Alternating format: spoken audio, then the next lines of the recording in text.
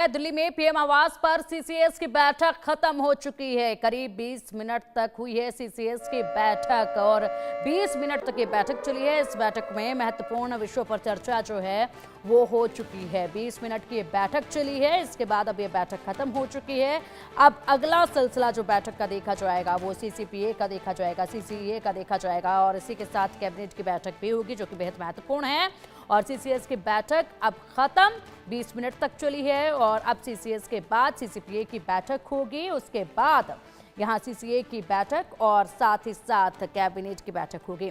तो इस वक्त का ये बड़ा अपडेट है, 20 मिनट तक चली है पीएम आवास पर सीसीएस की बैठक जो अब खत्म हो चुकी है और अब सीसीएस की बैठक के बाद होगी सीसीपीए की बैठक और उसके बाद होगी सीसीए की बैठक और साथ ही साथ इसके बाद कैबिनेट की बैठक होगी जो कि बेहद महत्वपूर्ण है। और आज जिस तरीके से इन तमाम बैठकों के बाद कैबिनेट की बैठक होगी उसमें बेहद कुछ महत्वपूर्ण होने वाला है। सबकी निगाहें उस पर भी टिकी हुई हैं और यहाँ पर बैठकों का सिलसिला जो देश की राजधानी दिल्ली में देखा जा रहा है, उसके बाद अब यहाँ पर काउंटडाउन शुरू हो चुका है पाकिस्तान का और सबकी निगाहें इसी पर। क्या आज पाकिस्तान के डेथ वारंट पर साइन हो जाएंगे इस बैठक में?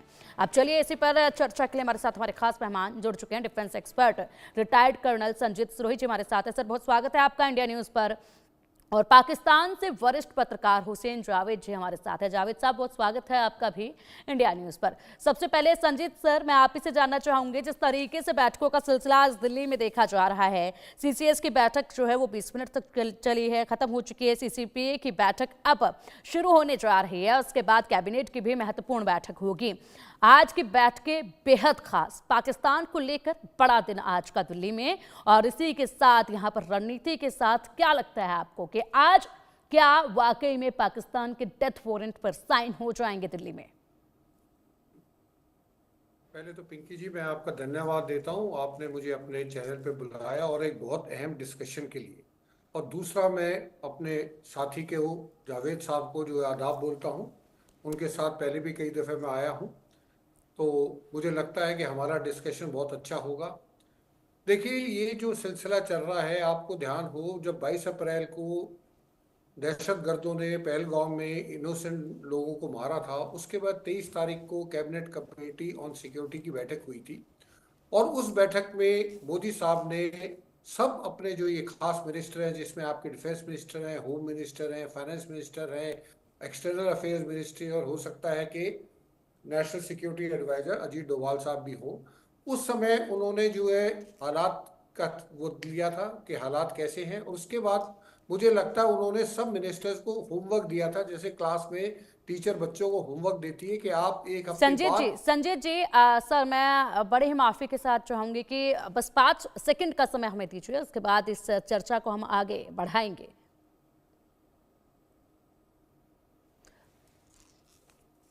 बड़ी खबर के सह प्रायोजक हैं असली मसाले सच सच एमडीएच। तो चर्चा के लिए हमारे साथ हमारे खास मेहमान जुड़े हुए हैं। संजीत जी अपनी बात पूरी कीजिएगा सर, और इसी के साथ बड़े अपडेट आएंगे तो माफी के साथ मैं रोकना भी चाहूंगी वक्त वक्त पर, लेकिन अपनी बात अब फिलहाल पूरी कर सकते हैं आप। ठीक है, थैंक यू पिंकी जी। तो मैं ये कह रहा था कि जो 23 तारीख को बैठक हुई थी उसमें कुछ टास्क दिए गए थे प्राइम मिनिस्टर की तरफ से सब मिनिस्टर्स को। तो आज जो ये बैठक थी, औपचारिकता थी, इसमें सिर्फ वो ये जानना चाहते थे, मेरा ख्याल ये जानना चाहते होंगे प्राइम मिनिस्टर मोदी, कि जो जो मैंने काम दिए थे, जो जो मैंने टास्क हर मिनिस्ट्री को दिए थे, उनका लेटेस्ट अपडेट क्या है। तो उन्होंने 20 मिनट में वो अपडेट ले लिया है और अपडेट लेने के बाद अब ये जो बैठकें एक के बाद एक चल रही, वो सिर्फ प्रधानमंत्री जी अपना डिसीजन लेने से पहले सारी जितनी इनपुट उनके पास होनी चाहिए उतनी इनपुट वो ले रहे हैं अपने हर मिनिस्टर से, हर लेवल से, ताकि जो डिसीजन लेंगे वो इन बैठकों के बाद जो लास्ट में कैबिनेट कमेटी की मीटिंग होगी उसके बाद मुझे लगता है कि फाइनल डिसीजन लिया जाएगा कि ये जो माहौल बन रहा है, ये जो 22 अप्रैल को जो टेररिस्टों का जो हमला हुआ पहलगाम में, उसके ऊपर क्या फैसला लिया जाए। इसी बीच में कल जो है तीनों चीफ और सीडीएस के साथ बैठक में मोदी जी ने उनको भी बोल दिया कि आपको जो लगता है, और मोदी जी ने स्पष्ट किया है, कहीं पे भी मोदी जी ने ये नहीं कहा है कि पाकिस्तान के ऊपर हमला करो, पाकिस्तानी आर्मी के ऊपर हमला करो। उन्होंने सिर्फ ये कहा है कि आप दहशतगर्दों को और दहशतगर्दों को जो चलाने वाले हैं, जो उनके रिंग मास्टर हैं, उनको जो है टारगेट करो। तो अब ये तीनों जो हमारी जो शक्तियां हैं, वो तीनों अब डिसाइड करेंगी कब, कैसे और कहां पे जो है कार्रवाई की जाएगी। बिल्कुल बिल्कुल संजय सर, आपने बिल्कुल ठीक कहा। और यहाँ पर किसी भी तरीके से ये तैयारी नहीं कि पाकिस्तान पर अटैक करो या फिर ये आतंकवाद पर तैयारी है, आतंकवाद पर घात लगाना है, आतंकवाद से पीछा जो है वो छुड़ाना है, आतंकवाद का खात्मा करना है। लेकिन बावजूद इसके आतंकवाद की बात कर रहे हैं, दहशतगर्दों की बात कर रहे हैं, उनका खात्मा करना है। लेकिन पाकिस्तान की जो हालत बनी हुई है, आखिर वो क्यों? हुसैन जावेद जी, जब आतंकवाद के खात्मे की तरफ ये कदम बढ़ाए जा रहे हैं, आपके यहाँ से लगातार पाकिस्तान की तरफ से ये कहा जाता है कि पाकिस्तान भी आतंकवाद से ग्रस्त है, वहां पर लगातार जिस तरीके से हालात देखे जा रहे हैं, ऐसे में इन आतंकवादियों का खात्मा करना है। पाकिस्तान को तो, पाकिस्तान की आर्मी और सरकार को तो सहयोग करना चाहिए इसमें, जब आप लोग कहते हैं इस तरीके से हैं तो। पिंकी जी, सबसे पहले आपका शुक्रिया कि आपने मुझे इनवाइट किया, और हाँ, जो हमारे सर हमारे साथ हैं उनको भी बहुत सलाम।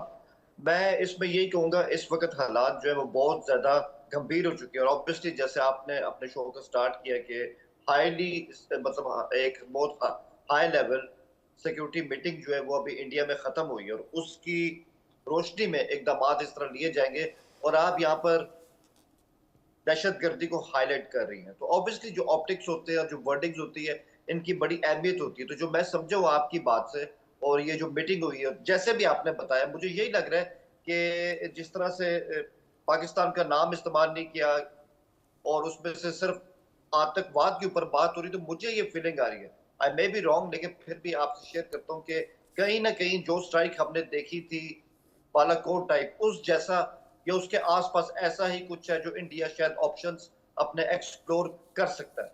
बहरहाल ये सब तो इस तरह चलता रहेगा। रही बात इसकी कि आपने कहा कि हम इनको लगाम क्यों नहीं देते, तो देखिए पाकिस्तान तो पहले ही हुकूमत के लेवल के ऊपर अपनी ऑफर दे चुका है कि आइए इस इंसिडेंट के ऊपर इन्वेस्टिगेशन करते हैं। ऐसा तो कभी नहीं कहा, हमने तो कंडेम भी किया है उसको, लेकिन नहीं, बात लेकिन वही है कि हर आपके वक्त जो है बिल्कुल आपके यहाँ तो लेकिन लगातार ये टेररिस्ट के कैंप खाली करवा कर उन्हें दूसरी पनाह दी जा रही है। इस पर बात करेंगे। फिलहाल बड़ा अपडेट